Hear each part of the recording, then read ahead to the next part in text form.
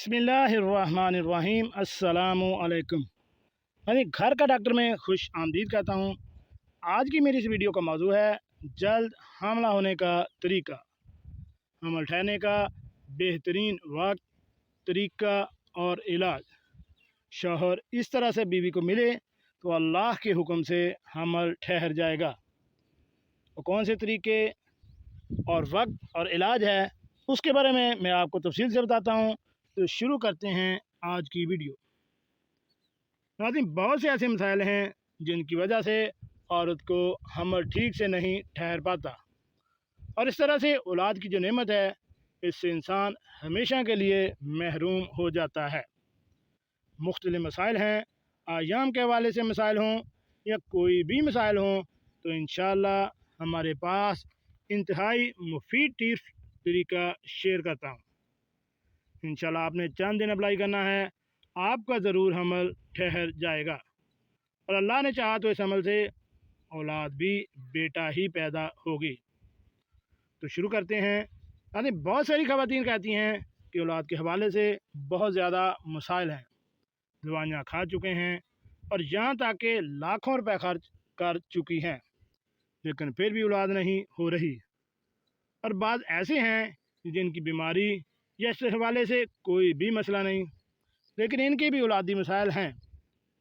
पहले तो वो ख़वातीन हैं जिनको मसाइल हैं अय्याम के मसाइल।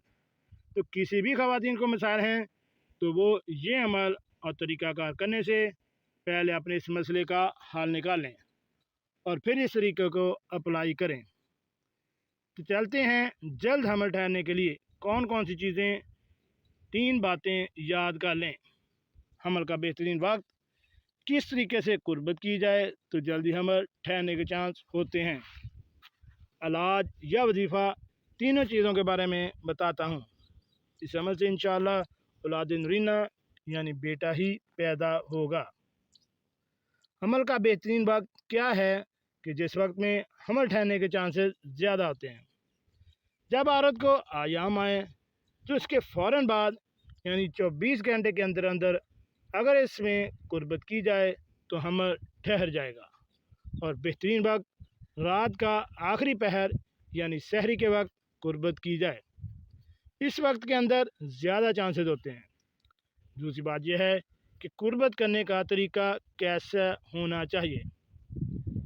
इसका सबसे बेहतरीन तरीका है जो कुदरती तरीका है कि औरत सीधा लेटे और मर्द इसके ऊपर लेटे।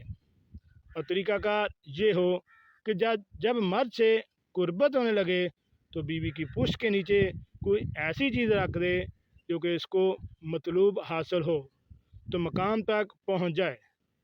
ज़ाहिर सी बात है, जब पुश्त के नीचे जो चीज़ होगी और पानी अपने मकसद में पहुंच जाएगा यानी बच्चादानी में पहुंच जाएगा और उसके बाद जब फारिग हो जाएंगे तो फौरी तौर पर अलहदा ना हो तो हमल होने के चांसेस बहुत ज़्यादा कम रह जाते हैं। तो फौरी तौर पर अलहदा ना हो और जब अलहदा हो तो बीवी को चाहिए कि दाएं करवट होकर लेट जाए। दाएं करवट के ऊपर लेटेगी तो कम से कम 1 घंटा इस हालत के अंदर लेटी रहे तो इंशाअल्लाह हमल ठहर जाएगा।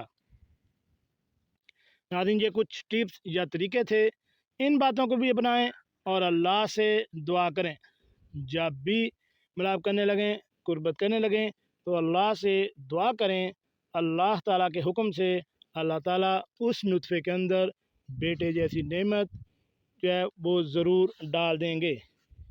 अगर आप कोई टोटका, कोई नुस्खा या कोई दवाई इस्तेमाल कर रहे हैं तो दुआ करना सुन्नत है, लेकिन यकीन ये हो कि ये मैं दवा सुन्नत अमल कर रहा हूँ, लेकिन इसमें शफा या इसमें असर डालने वाली चीज़ अल्लाह ताला की ज़ात है। इसलिए अल्लाह ताला की ज़ात पर मुकम्मल भरोसा रख कर इन तरीक़ों को अपनाएं। इंशाअल्लाह अल्लाह ताला आपको बेटे या औलाद की नेमत से महरूम नहीं रखेंगे।